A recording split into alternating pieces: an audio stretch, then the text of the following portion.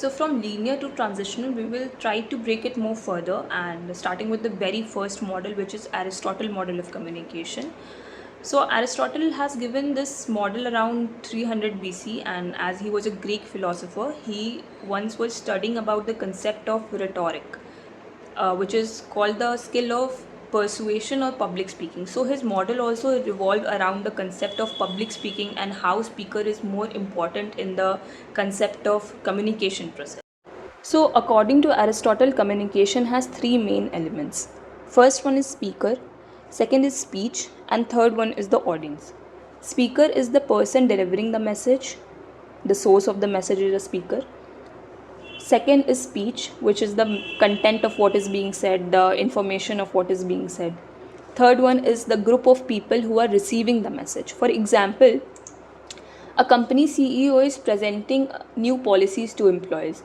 So the focus here on the speaker's authority and clarity in influencing the audience. The focus is on the authority and the clarity of the speaker to persuade his audience. So we have to notice that Aristotle doesn't talk about feedback or noise. So this will be one of the limitation here also. And he also said that the audience is passive. His model assumes that communication is one-way process. The speaker delivers and the audience receive. Let's move on to another model, which is Harold D. Lasswell model, given in 1948. So according to Lasswell, or Lasswell's model of communication, he has discussed communication with 5 basic questions, which is who says what, in which channel, to whom, with what effect.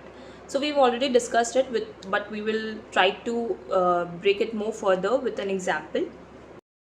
So for example, imagine a government health campaign is being launched. Reading the tagline will be vaccination is safe and protects you from disease. So here the government health campaign will be the who part. Is spreading vaccination will be the what part. What is the information? Through social media, the channel of the information.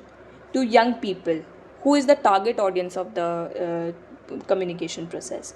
Encouraging them to get vaccinated. The effect. What is the end result of the communication process, which is the effect. So there are basic strengths and limitations of the communication of this communication model also. For example, first one is clear and structured. It is very clear and very easy to understand the model. Second is it focuses on effect, which is very useful for studying mass media and its propaganda. It is still very relevant in political communication, PR, and advertising as well.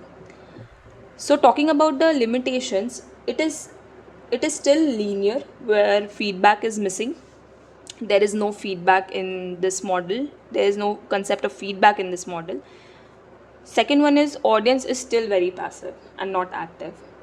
And third one is there is no concept of noise. It doesn't explain barriers of noise in communication.